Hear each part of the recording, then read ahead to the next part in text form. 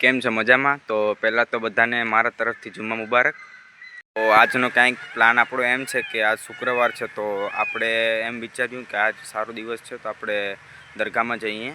તો મેં ગુલટેશભાઈને ફોન કર્યો કે ભાઈ તું હાલને આપણે ફ્રી હોય તો જઈ આવીએ દરગાહ બાજુ.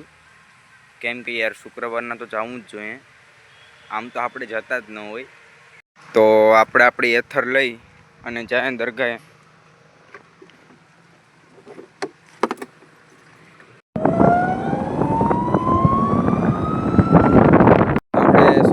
એટલે આપણે ગુલરેજભાઈને જઈ દીધી છે કે તું આવ્યો ભાઈ.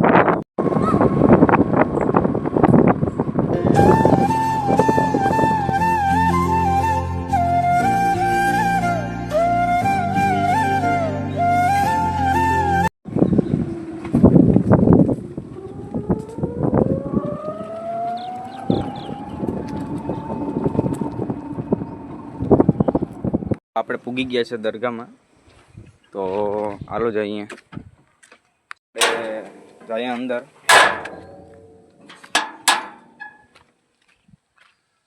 આ અમારા સુખપુર ગામમાં દાઉલ શફીની દરગાહ છે.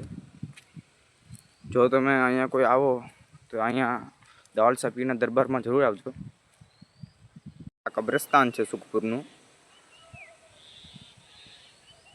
આપણે ફાઇનલી દરગાહની જિયારત કરી લીધી, તો હવે આપણે અહીંયાની સુવિધા વિશે વાત કરશું. તો દાઉલ શફીની દરગાહમાં ગમે તે નાના મોટા ફંક્શન હોય તો અહીંયા જમણવારને બધી રાખવામાં આવે છે. તો ચાલો આપણે જોઈએ. આ વજૂખાનું છે,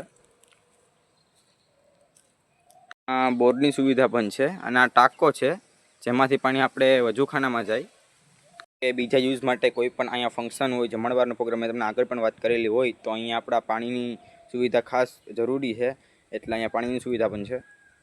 આ મીઠા પાણીનો ટાંકો પણ છે, જો કોઈને પાણીની તરસ લાગે તો અહીંયાથી પી લેવાનું. તો મસ્ત લીમડા નીચે બેસવા માટે અહીંયા ખુરશી પણ રાખી ગયેલી છે પઠાણ ગ્રુપ તરફથી.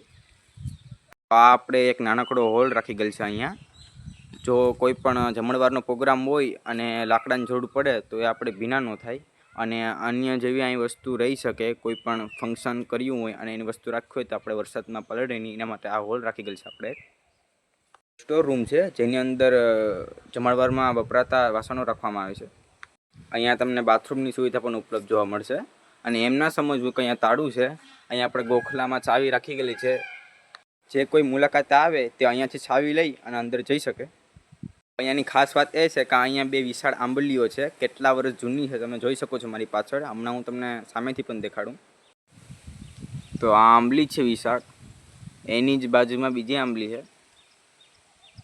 તો હમણાં તો આંબલીમાં મોર આવી ગયા, બાકી એની પહેલાં અમે અહીંયા આવતા થોડોક ટાઈમ પહેલાં તો કાતરાનું પ્રમાણ બહુ વધારે હતું, અને થોડાક જ મહિનાની અંદર પાછા કાતરા ખાવા મળશે. જો તમે કોઈ પણ દરગાહની મુલાકાત આવો તો કાતરા જરૂર ખાજો, કેમ કે આ વર્ષો પહેલાંની છે આ બે આંબલી.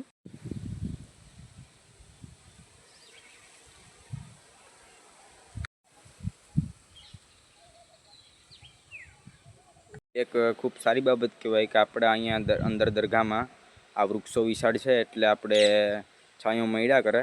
અને તમને અહીં હવા પણ એટલી આવે ને કે એની વાત જ પૂછવામાં. અહીંયા આવો એટલે તમને સૂવાનું જ મન થાય. અમે પહેલાં અહીંયા આવતા તો હમણાં જ બંધ થયા, અહીંયા આવવાનું બંધ થયું, એમ કે આપણે આ વ્લોગ ઉતારવાનું શરૂ કર્યું. અને બીજી વસ્તુ પ્લસમાં એ કે નિશાળે જવાનું હોય એટલે ન પુગાય. બાકી અમે હમણાં વેકેશન નહોતું આગળ તો અમે અહીંયા આવતા તો અહીંયા સૂઈ જતા. બધી એમ કે ઓલા સૂતા, પણ એની વાટ જોઈને થાકી જાય તો પછી આપણે અહીં સૂઈ જતા. હવે અમારે જવાનું થયું ઘર બાજુ. પપ્પાનો ફોન આવ્યો કે એક મહેમાન આવ્યા તો હાલ ઘરે. દરગાહ હોય એટલે આપણે ચપ્પલ અહીંયા જ કાઢવા પડે. તો અમે બંને આવ્યા તેમ પાછા ઘરે જઈએ. આપણે આપણી એથર લઈ અને ઘરે જઈએ. હવે આપણે ઘરે જઈને નક્કી કરીએ બીજે ક્યાં વિઝિટ લેવી. તો આપણા ઘરે રોડ ઉપર આ બગીચો આવેલો છે, તો એમાં કેટલી બધી ગાયો અહીંયા સરે છે. અમે જોયું કે અચાનક કેટલી બધી ગાયો કેમ આવી, હવે ખબર નહીં. દરરોજ હોય ચારક હોય, પણ અત્યારે બહુ વધી ગઈ. સાથે એટલી બધી ગાયો તો અહીંયા કોઈ દી નથી જોઈ.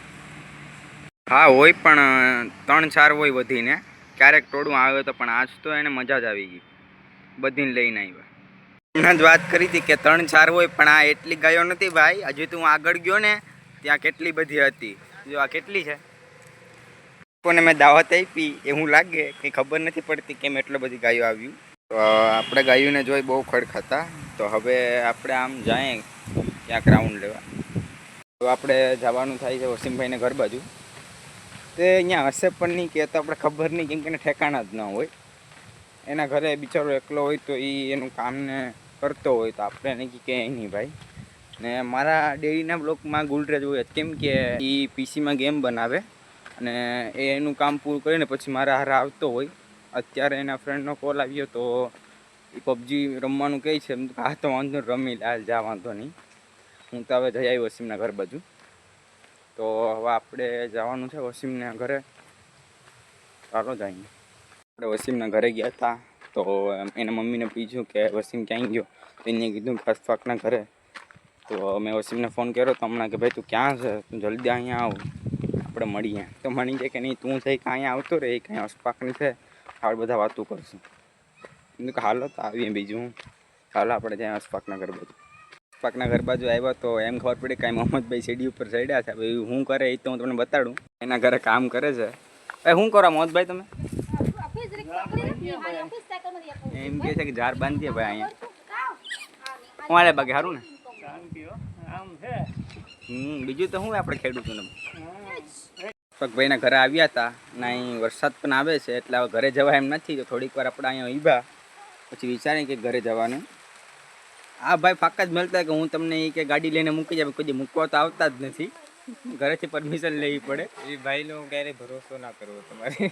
અને એ અમને એમ કહીને છે કે આપણે 5 મિનિટમાં હું પછી કોઈક મારી લે પછી તો એ ભાઈ આવે અમને છોડાવવા. તમને એક વાત કહી દઉં ખાસ, આ અમારો ગામડિયો નતું છે. શું ભાઈ છે એ સાયકલને સ્ટન્ટ કરે છે. સાયકલ પણ કોકની છે.